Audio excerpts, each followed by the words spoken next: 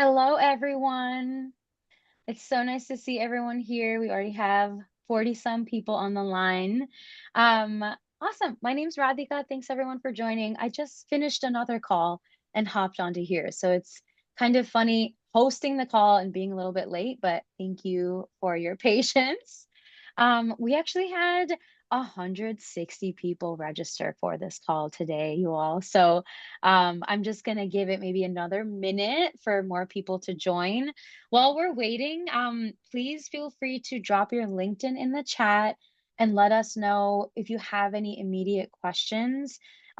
Today's session is all about self-employment and climate and social impact, and it's really cool to see how many people are interested in this topic. So if you're coming in with any immediate questions, feel free to type it in the chat. And I will also go ahead and share some resources for us today, but I'll give it just one more minute and then we'll get started. So drop your LinkedIn in the chat and any questions. I want to make sure that everyone can connect with each other too.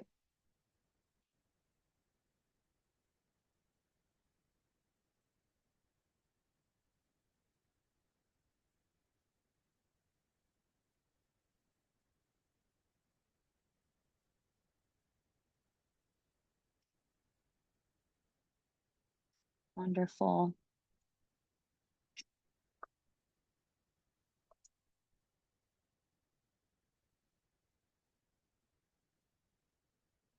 Awesome. Okay, 20 more people have joined already. For anybody joining, please feel free to drop your LinkedIn in the chat and any questions that you have for today. We'll get started in just a second. And you know what? Because there's so many people here, I'll also like download all these LinkedIns and share the link out afterwards so everyone can stay connected too.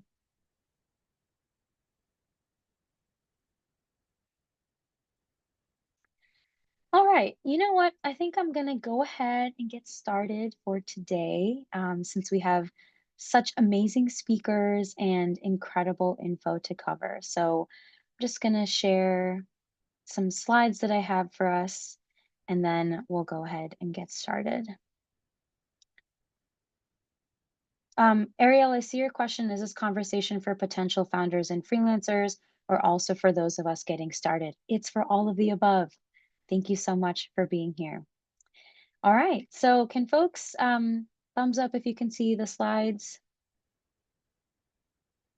Thumbs up. Okay, cool. So, hi everyone. Thank you for joining today's session. This is a conversation series that I host monthly. It's called the Regenerative Roundtable. And today is all about self-employment in climate and social impact. I'm really excited to host this conversation. I have three incredible speakers here today, Akila, Danielle, and Aladdin. I'll introduce them in a second, but thank you all for being here. And today is really, no matter where you are in your self-employment journey, if you're thinking about it, if you're already a founder, if you're like, what even is this? Like, you are in the right place. So, thank you everyone for being here. Also, going to drop some info in the chat really quick. So, I've shared the speaker LinkedIn's. Definitely make sure you connect with all of them. And I have some of my information as well. Really quick, some housekeeping. This is a meeting, not a webinar. So please make sure you keep yourself on mute. There will be time for Q&A at the end. So totally feel free to type in the chat if you have any questions, or we can have open Q&A at the end. But please make sure to keep yourself on mute when you're not speaking. You are welcome to be on video. I have 2 seconds of slides at the beginning, but we're going to be looking at each other and having a conversation most of the time. You can ask questions in the chat, and I also ask everyone to remember to remain respectful of all attendees during this discussion.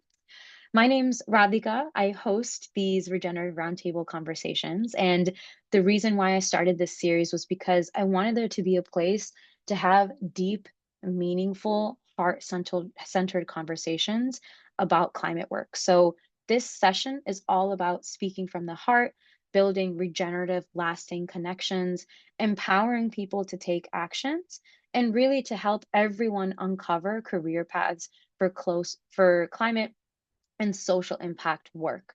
So no matter where you are in your journey, you are supposed to be here. So thank you so much for taking the time. And definitely, I think you're in the right place. So, really quick intro about me. So, my name's Radhika. I run my own business called Sathe Studio. I am a solopreneur, which is why I'm very excited to host this conversation. I have coached over 400 job seekers into climate careers in the last 3 years in a lot of different sectors, including clean energy, sustainable business, ESG, finance, regenerative agriculture, nature based solutions, and more. And my whole career, right now, this business that I'm running is dedicated to helping climate motivated professionals transition their skills into the climate sector. I also had a previous career. I worked in government for 8 years as a serial career changer. So I bring a lot of different hats to the work that I do. So if you're ever interested in connecting with me, there's my information. So, on to the amazing speakers that we have today. Um, Today's all about self employment. And so, I gathered three incredible people from my network that I have personally been able to witness their growth. And these are three people that I deeply admire and three people that I am constantly learning from. So, when I talk all about the heart centered nature of this work, I truly mean it that these are three people that inspire me every day, and I'm so excited to have them here. So I was gonna do a quick intro for everyone myself, and then I'll see if I can kind of pass it over to everyone. But can you still see my screen, or did I just lose it?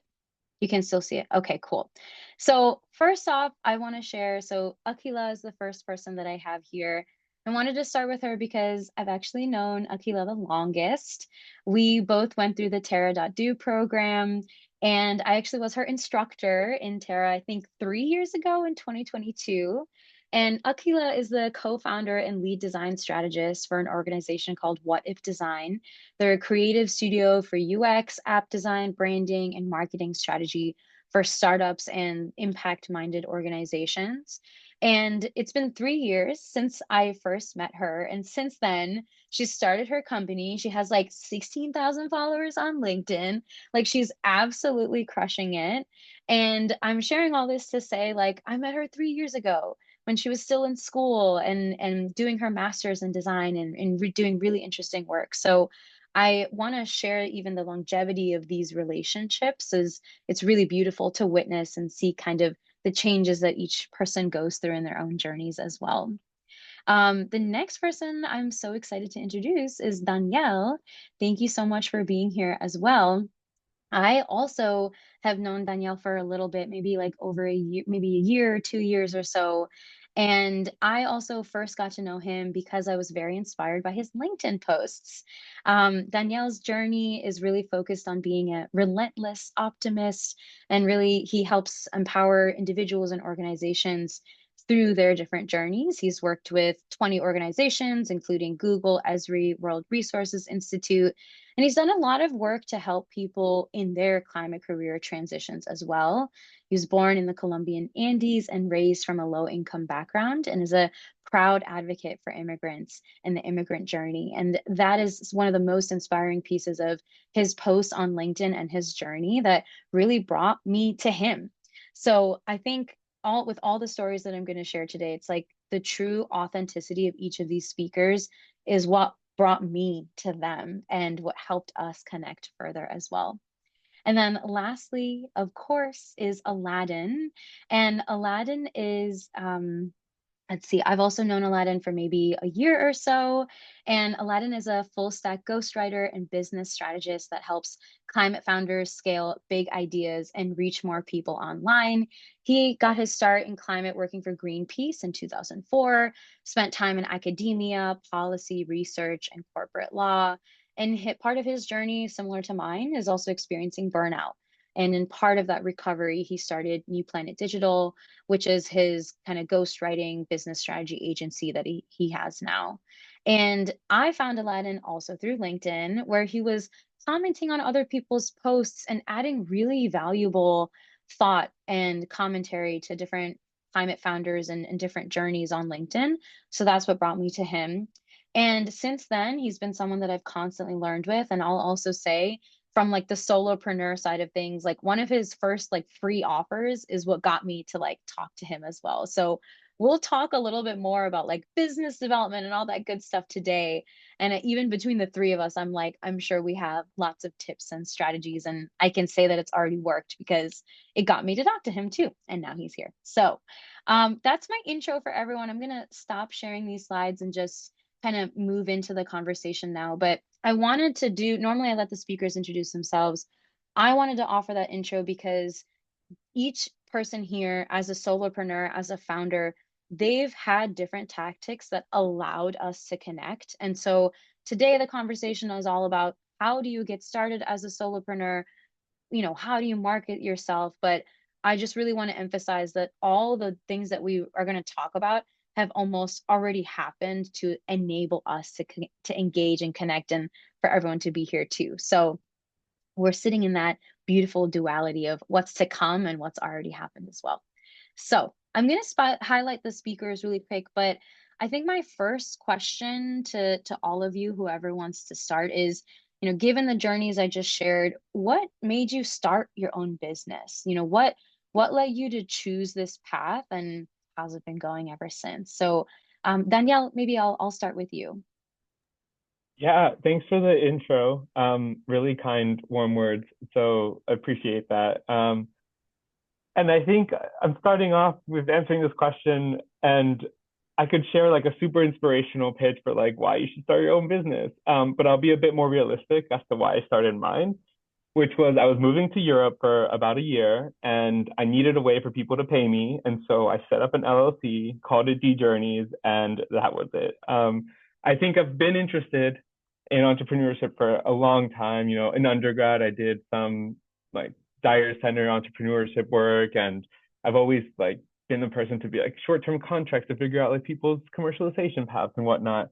But in reality, D Journey started off because I was leaving the US for about a year and needed a bank account set up and a company set up and payment through that. I'm sure the other speakers might have a more like, this is why I started my thing that's a bit more related to climate too. So I'll let them go next.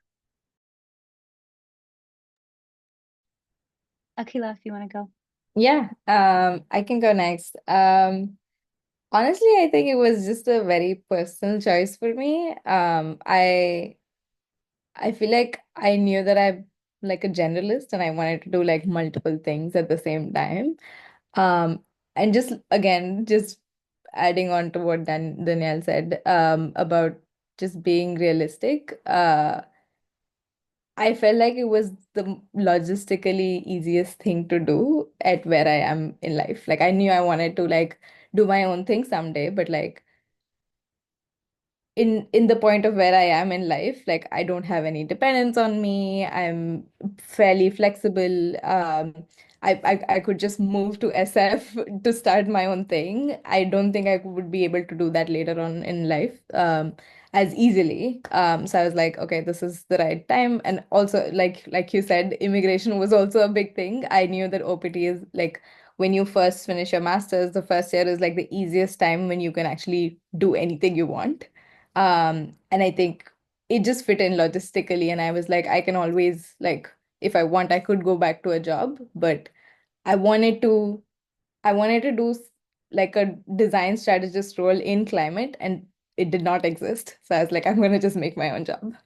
And yeah, I don't think I gave it as much thought. But I feel like it's been great to like connect and understand what I want out of it through this journey.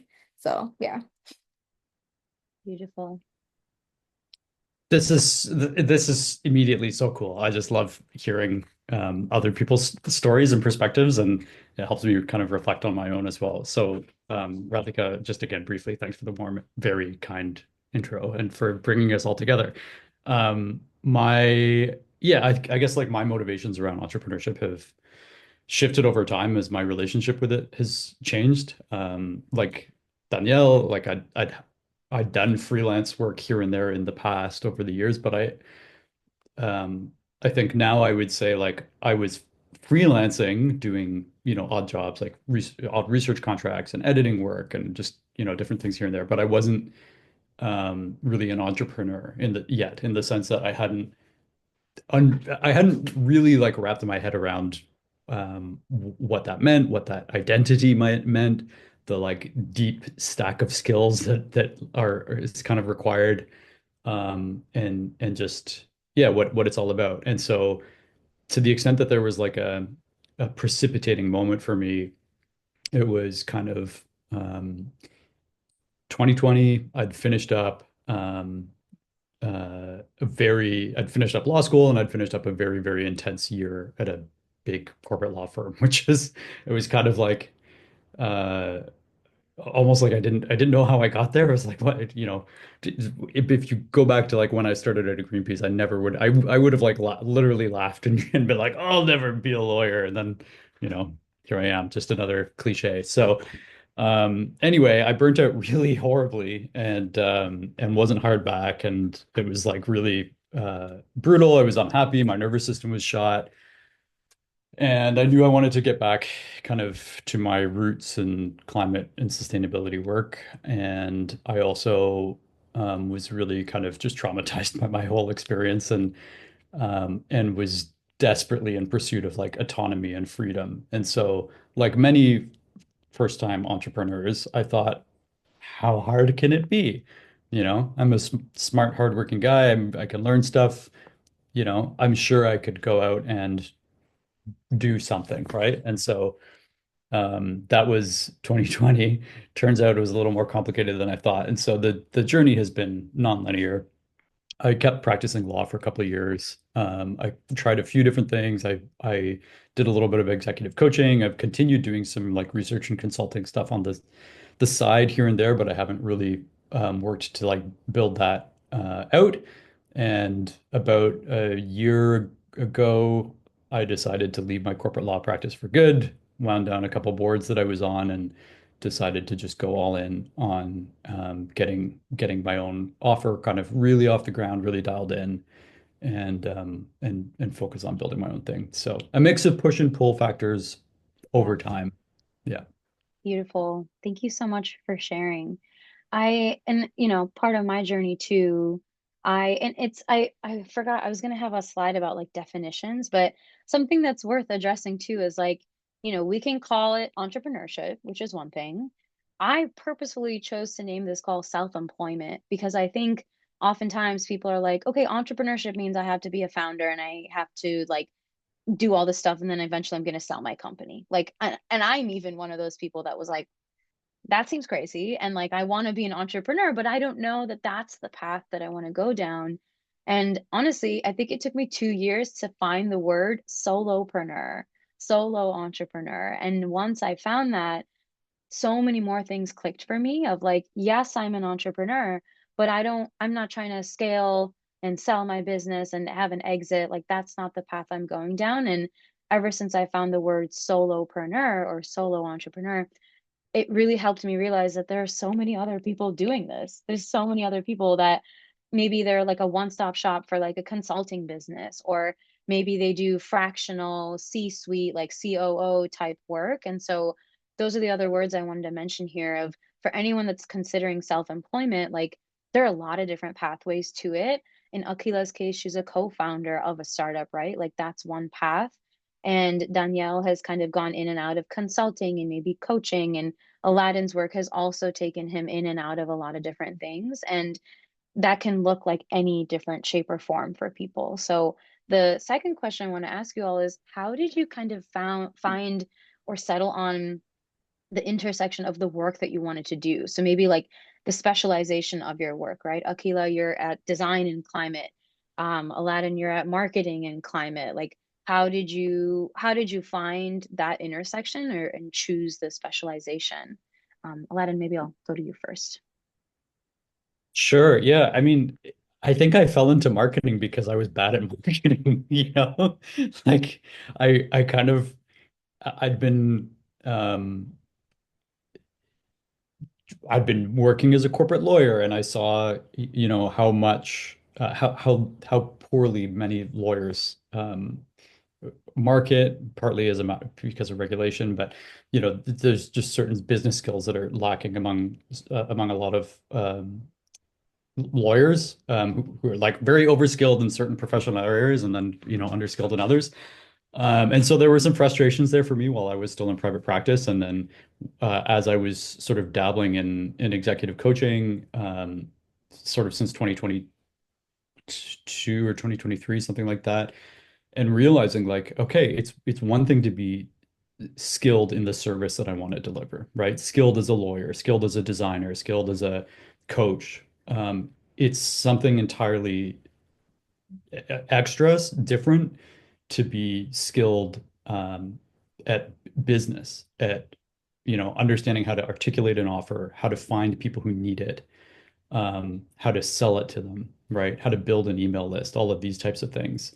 And so as I increasingly was trying to solve that problem for myself, I just found it more and more interesting.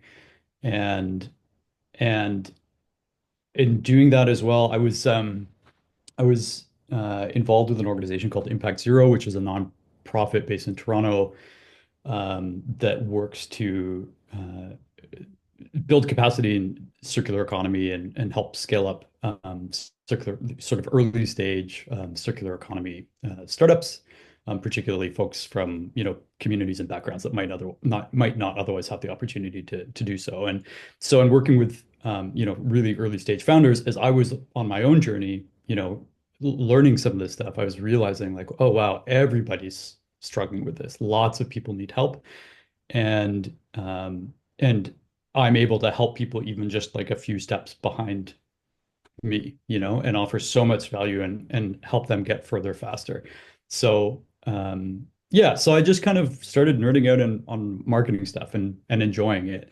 And for me, I realized, I want to be I do want to have these skills for myself, these sort of evergreen business skills, partly to add resilience to my own career. So I want to be an exceptional salesperson. I want to be at least a decent designer. I want to know how to articulate and build great offers. I want to know how to build funnels and run email marketing campaigns. I want to know how to write on social and build a personal brand. And partly to just selfishly to like de-risk my own career and my own life in this very like chaotic era that we're in, if anybody likes the three body problem. But um also then to be like, well, cool, the best way for me to really attain like a really high degree of proficiency in this is to offer offer services and productize services eventually, um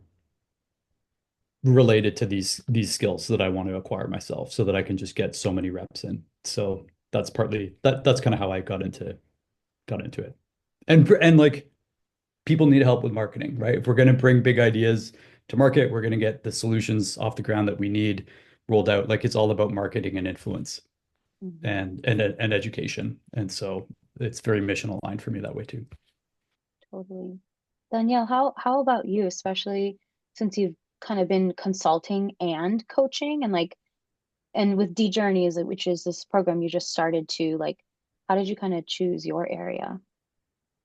Yeah, again, I'm gonna be honest. I don't know if I have. I think we spend a lot of time when we think about our careers, we spend a lot of time thinking and not enough doing. And so I just said I'm gonna do and like see what happens. And so like the first 7, 8 months of my company were energy contracts mostly, or like climate adaptation, like research contracts. So I looked into nuclear, geothermal, data center stuff, very, very deeply in that world. And then the next thing I did was launch green groups, which is like job seeking in groups for people looking for climate jobs. Two very different realms, but two things I really enjoyed, both energy and like developing the green workforce, climate workforce. So that's the freedom you get with choosing to build your own company. The cons are obviously like, okay, now you have to think about like financial stability in a different way. You have to think about marketing and product and business dev, everything that Aladdin was saying that I had never thought about before, at least not in that context. So there's pros and cons, but you get to also choose to do whatever the next step feels the best for you.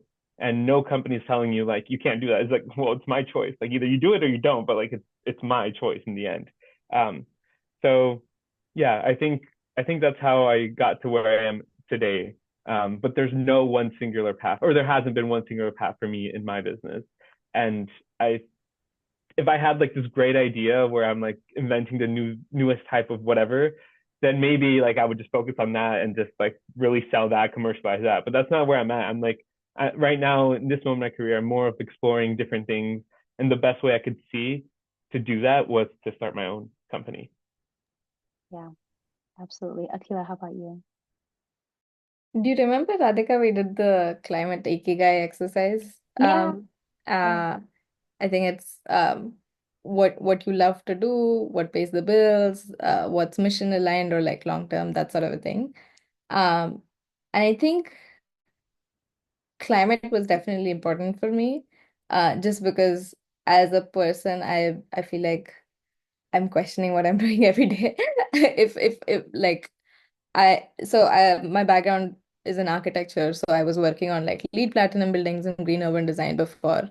And I feel like I was definitely like thinking about how do I like integrate the environmental sustainability piece of things as I moved along in my design career. And when I was speaking to a bunch of really reputed design and innovation agencies, um, I realized that was not there as much. And the other thing also was I want I wanted to do multiple things at the same time. I didn't want to be like just a product designer or just like the like if I was like when I was interviewing for a few roles before, like if I was interviewing from like for an innovation strategist or a design strategist role, I knew that I would not be pulled in as much into the later piece of things when you're doing the product design, or I knew I would not be pulled in into like the RFP creation and the biz dev piece of things. And I wanted to understand that whole piece because like Aladdin said, I really wanted to I also wanted to like de-risk my career in terms of like understanding multiple things, um and knowing how to do that. And I spoke to a lot of agencies and I realized that would not have happened very easily. And now I understand that's for good reason. As a founder, you want people on your team who are, specialists in what they're doing, that you can rely on them for that one thing. Um, so I think that was a turning point where I realized I wanted to like jump into this full time and do like doing my own thing. The intersection, honestly, I just fell into it. We just started out with climate and design, and we didn't know what that meant at all. It just it the niche of like storytelling and like visualization and all of that stuff for companies that are moving from the lab towards commercialization has just naturally been um it just naturally emerged because you need to be able to visualize things and like establish credibility if you want to have pilots with these large scale corporates, right? Why are they going to invest in you otherwise? So I think it was just like naturally very clear. And then I think post Terra as well, when we looked at a bunch of different products, it just felt like grid utility software. It's so boring. Like people don't like, I feel like these a lot of the climate solutions, they have such poor user experience as well, right? Like, and how are we going to get there if it's not sexy, if it's not something you really want to use, right? Uh, like I feel like Tesla, okay, whatever the let's ignore the political side of things for now, but like EV has truly become like mainstream in the market because of how the UX has been prioritized, obviously financially stable, all of that too, but like it's become sexy. It's become, bringing all of these solutions to like a large scale adoption. I think you can't really avoid all of these um end experience of all your stakeholders, whether it's your customer, your user, your audience, whatever it is. And I think that was just very clearly visible from all the companies that I was like looking at as well. So clearly we could see the need, and I was like, I have the capacity to take risk right now. So let's try and do this. Yeah. Yeah, very cool. What I'm hearing, the through line is it kind of just happened. Like I kind of just became an entrepreneur, but also what I'm hearing you say is that there were threads in each of your journeys that you intentionally followed. And I think that that's a really beautiful part, because I'm like, the Climate Ikigai resource, I dropped it in the chat. It's a super helpful resource for anyone here, whether you're looking for full-time work or you want to do, you want to start your own thing, knowing what it is, what's the intersection space of what you want to do, kind of starting with you, your desire, your interests. And I also heard it a little bit through the line of like, yeah, I thought this was interesting. Like it actually energized me, or like the thing that I didn't care about, like I just stopped doing it. So I'm also hearing this connection point of like there was a thread that you found interesting and energizing, you followed it, and then it allowed you to start your business or find a collaborator or just get started. And that's something I want to emphasize to everyone here too, is that like all of our journeys can be so different, but ultimately being a founder, being a solopreneur, it's like you're in the driver's seat times 10. Like you're driving 10 cars at once. Like I don't know how else to describe it, but the beautiful thing there is that you get to make all those decisions. And so there is a weight to it. I won't deny. Sometimes that feels really scary and really crazy to constantly be thinking about your own business strategy, and you didn't make any money last month, but now you have to do all this marketing, and like there's all these things happening, but there's always going to be a thread. There's always going to be something that's leading you to the next. And I think in the full-time workforce, like I just felt like that was always disrupted. Like there was always something that I thought I wanted to do and I was excited about, but there was somebody else telling me I couldn't. And you get to make that decision as a solopreneur. And I think it's really, really impactful and like empowering along the way.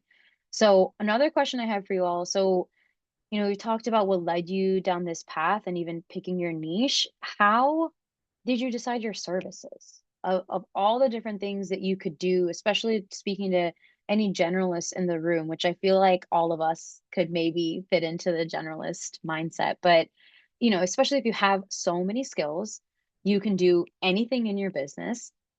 How do you choose what you want to start with? How do you choose those initial services to get started? And then even, how did you market that? And the next question after this would be, how did you find your first client? So if it's relevant, you can answer that now too.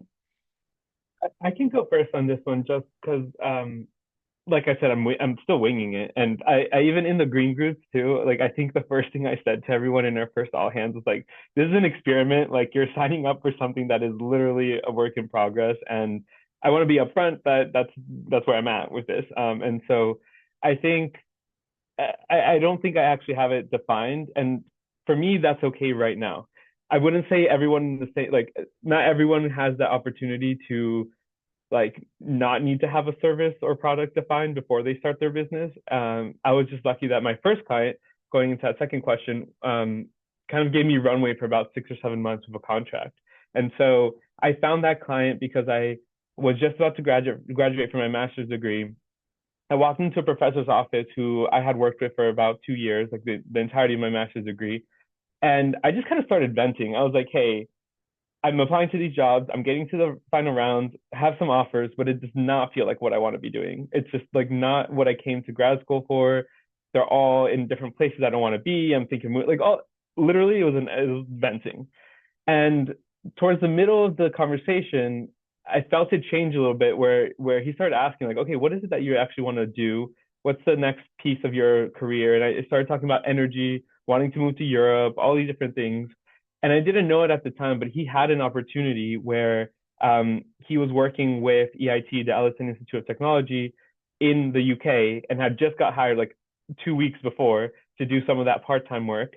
And so he was like, we're hiring a team and I'm leading it. So this could be your first thing for 6 months. And it was super lucky that at the right time, right moment, I walked and vented into this professor's office. Because if I had walked in like 3 weeks before, that would have never have happened.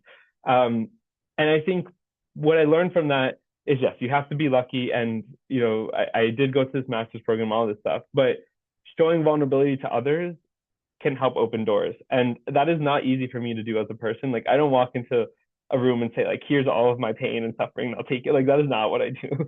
But in this case, it helped a lot with this contract. And so for anyone who's thinking of starting their own business, who has thought about starting their own business for the last like 5 years and haven't moved one step closer to it. Like this is, I think, ideally, this talk could be your moment to be like, let me just take a step forward, talking to one person who maybe has an idea or I can like engage with, and that's like 30 minutes of your life that maybe you get closer to a contract or to a business idea or some pitch or something.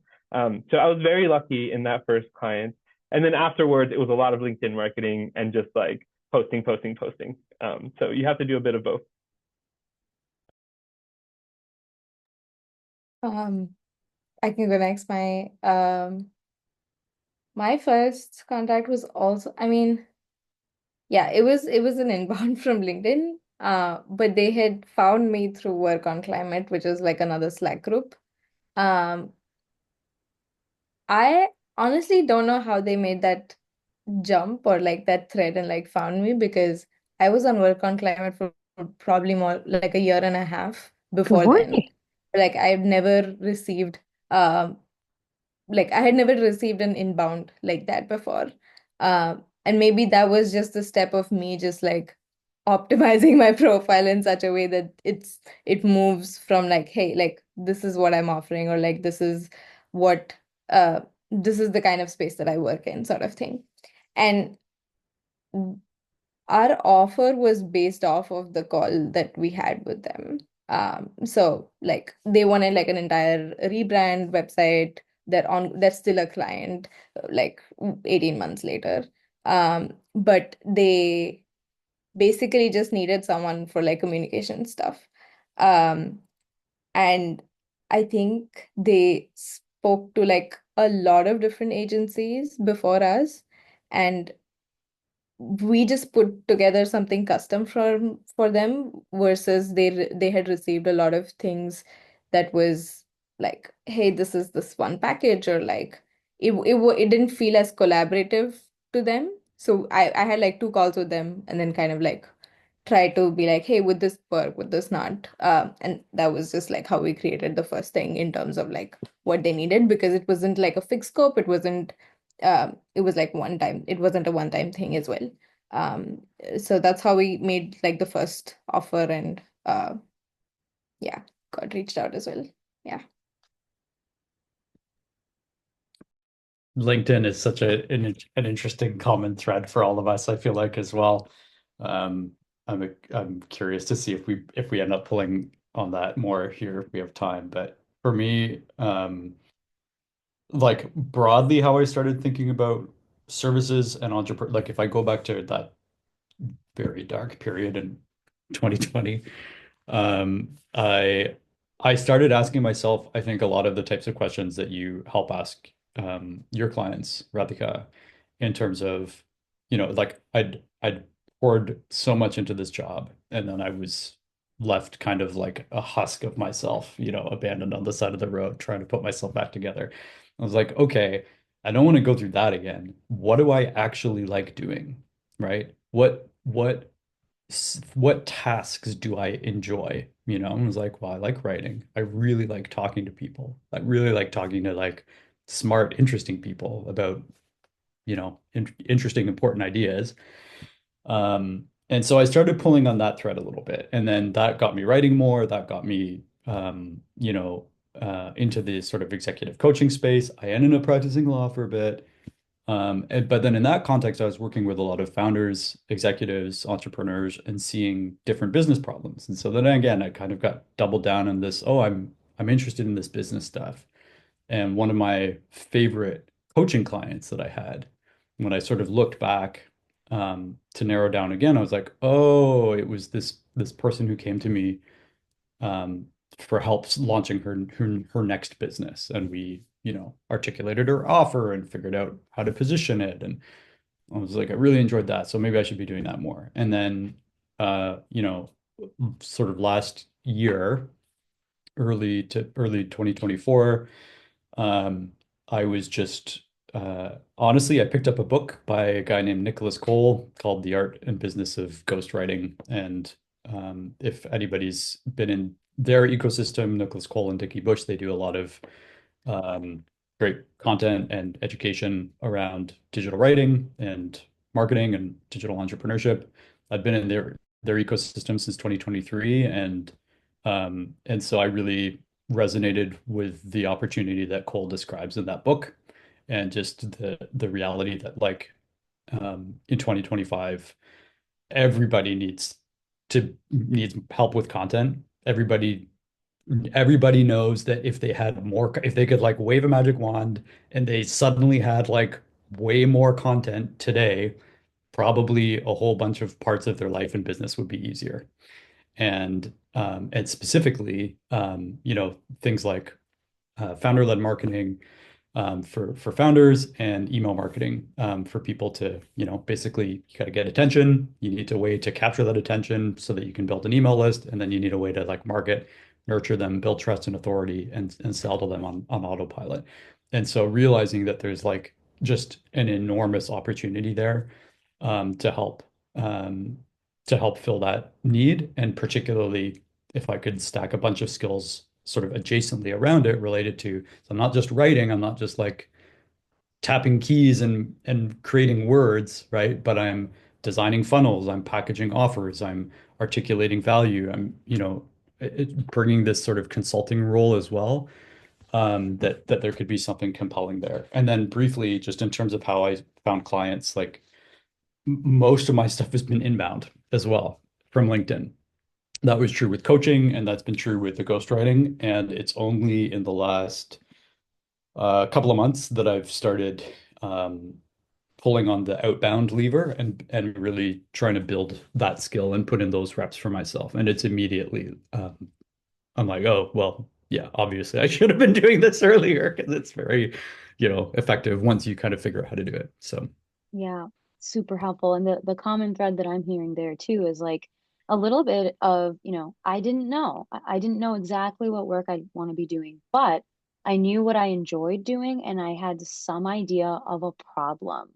And I think that's a really powerful start part of these stories of even having like, understanding the problem and then talking to people to test it, right? Like this is a classic UX research process. It's a marketing process. Like it's there, but then when you apply it to yourself, it's a whole other ball game. And so I think I'm seeing some really great questions. I'm going to start jumping in and just asking them. But, I think someone asked that question of, what's the process for writing your value proposition, what you offer to the world, and things like that. And I honestly want to say, like, in the beginning, like, you may not need to have that written out. You can have the intersection of, I know I'm really good at this and I enjoy it, and this seems like a problem. And then go further down that thread, ask those questions, talk to people.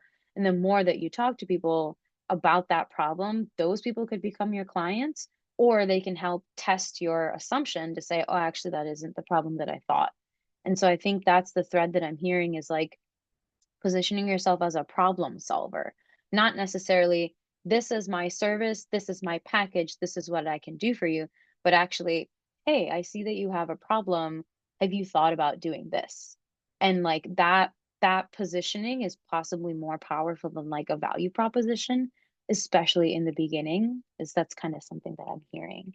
But yeah, I'm seeing some really great questions. Thank you everyone for asking. One question I'm seeing, how do you deal with the hats you are least good at wearing? So take sales or like the businessy side of things, which is really hard, right? How do you balance the hats that you're least good at wearing? It's a good question. I can start. Okay, go, Akila. Um, I wish I knew the answer to this. I feel like I'm still on a journey. I want to deal with it better, but I can definitely see that mental avoidance of doing that task. I have to push myself very regularly, like Aladdin said for outbound as well. Like we have not been doing outbound when we know it, we should do it. And yeah, again, like we know it's a pain, but again, I feel like you can either delegate it if you have the resources for it. Figure like honestly, I think that as someone who's starting something as a founder, as a leader of things, you should know how everything works, and you should have done it probably once before trying to like hire people for things.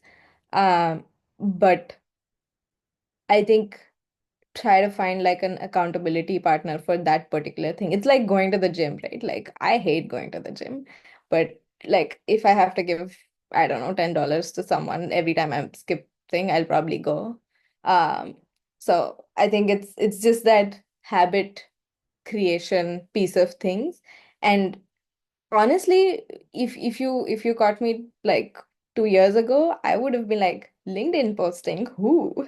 Like I hate. I am an introvert. I hate saying like I hate putting things out and like being super vocal about things and all of that stuff. Even though I have strong opinions, I'm not very um you know uh like I was not this person who posted a lot and all of this stuff. And I came across this like self promotion as an idea. I feel like feels icky to a lot of people as well, including me. Um, but like now I really love posting about things. It gives me a chance to think. It gives me a chance to like research about things. I feel like maybe the habit tracking piece of things, you might want to try it out for a couple of months at least until you know what needs to happen and you know enough, maybe to hire someone or like figure out how it can be done. Um, but until then, have to like push yourself to it. And then by the end of it, maybe you might like it, maybe you might not continue to like it. Um, but that push is important. One thing I would like to add is there was this podcast that I heard from Adam Grant, and when he was promoting his book, he talked about like I think it's called Hidden Potential. Um, but he talks about how we see talking about our work as like self-promotion. But when you talk about the idea and not yourself, like when you're saying, hey, look at me, that is self-promotion. But when you're saying, hey, look at this idea, hey, like it's important for you to communicate your technology. Like the idea promotion piece of things, if you're not doing, you're doing a disservice to what kind of work you're choosing to do, because then it's not getting traction, people are not going to like adopt it and stuff like that. So I think how do you frame it in your head, and like how do you at least do that first set of commitment to experiment, is kind of important. Sorry, Daniel, I kind of took that away from you maybe. No, I mean, you said the main thing I was gonna say, which is like if you're starting your own business, you kind of just don't have a choice to do the things you don't like. You just like you at some point either your business will fail and you'll need to do something else, or you like get over that hump as much as you can and just do the thing. And that is the one thing I've learned is like kind of like mentally like all of the doubts or whatever, just like get over yourself. Like you have to do this, and that's been what's helped me. I don't know. There might be other strategies, especially if you have more funding. But for me, that's just been like, it's not great. You still have to do it. 100%. Like I really love this question. I think, yeah, you have like a couple choices.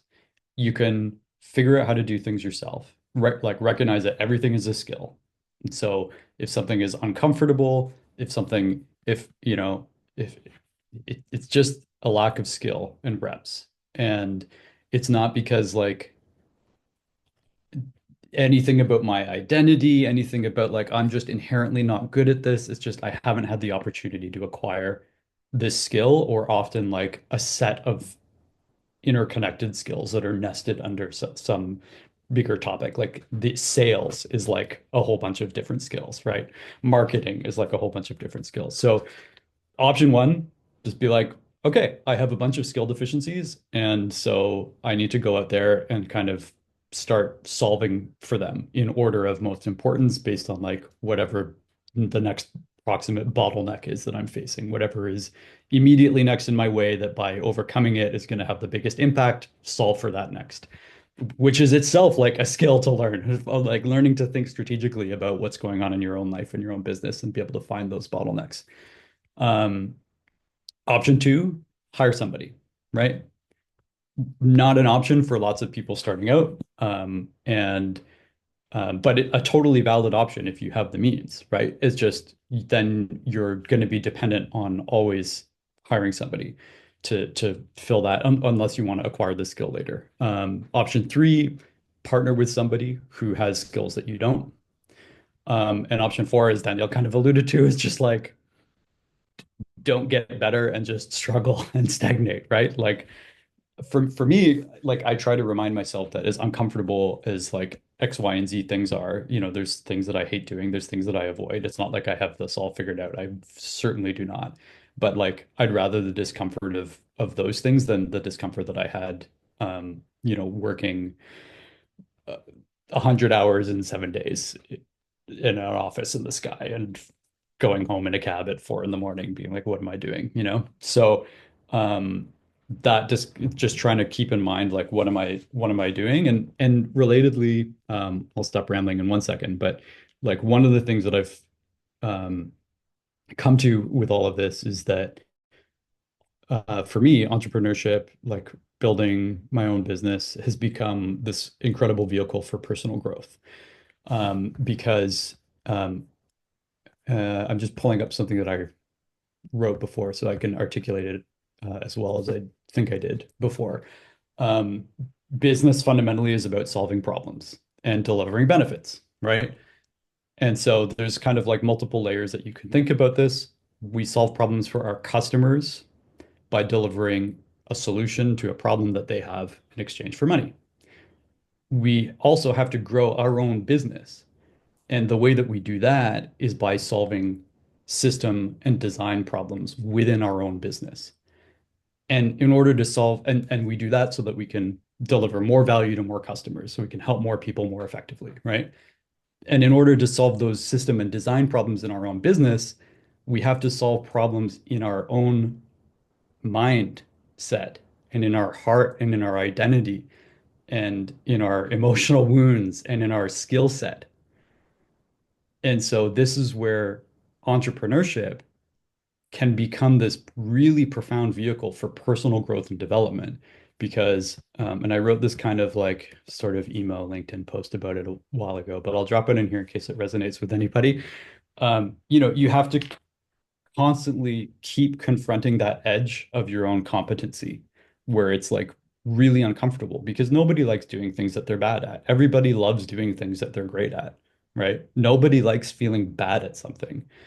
But if you want to be successful in entrepreneurship, you have to kind of be willing to keep like looking for that place, finding it, leaning into it, chasing it, finding that place where like you suck, and then banging your head against that wall until you figure out how to get over or through it, and falling in love with that practice.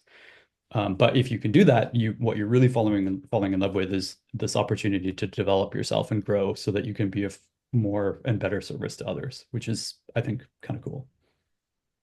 Beautifully said. I agree completely. I know we're coming up on like the last 5 minutes of the session. There's definitely some really good questions in here, especially about navigating immigration visa constraints. There's a good chat about that. I definitely want to say like everyone here is connected now, so definitely encourage anyone here to reach out to the speakers, participate in their work, follow along, but also connect with them, connect with me. Like we're all here to connect with each other. I want to maybe end us on maybe like a final note of maybe like tips, tricks, and resources that really helped you along the way. Any of the books that you talked about, I've already found them. They're in the chat. One thing that I wanted to talk, I highlighted is there's this community called IMA Collective, IMMA, and I dropped the link in the chat. I just found them this year, and I wish I had them 3 years ago. It's an online community of solopreneurs, all people that are running their own businesses in the social impact space. There's climate folks, but there's also other intersections, and they offer lots of support to just help people get started. But also, it's like you kind of can find people that can be thought partners and collaborators that way. I did also see a question about, I working alone is so difficult. So how do you find those collaborators? There's so many online communities. There's work on climate.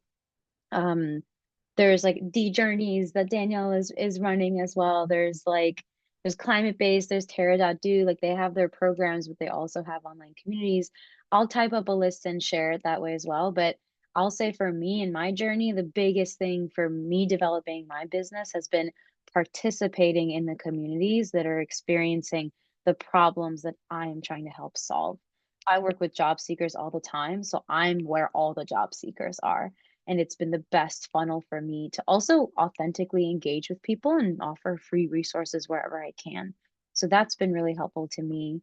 For all of you in your journeys, like what resources, tools have really helped you, and any last tips that you have for people here?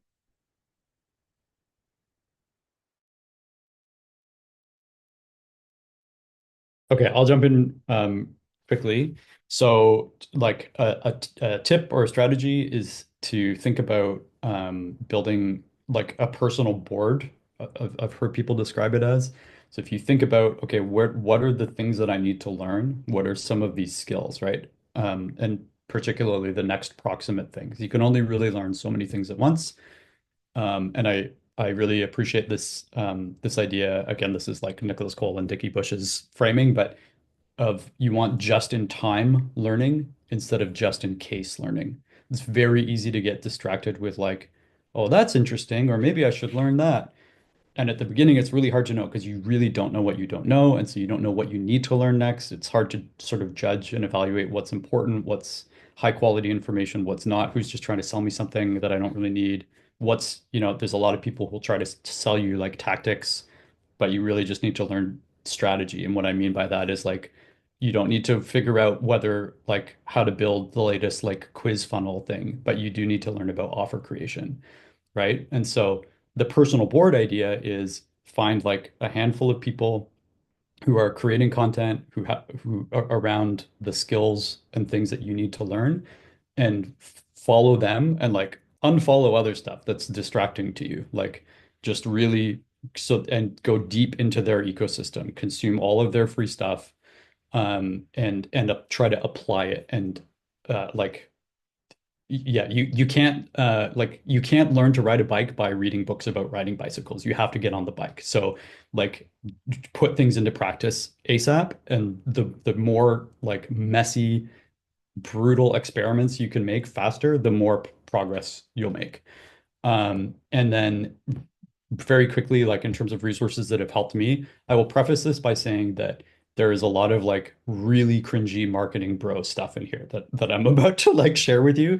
And I find a lot of it really distasteful as well. And a lot of people in the climate space find it distasteful. Part of the value I think people have told me I provide is like I can translate that stuff to them and make it accessible without all of the ick.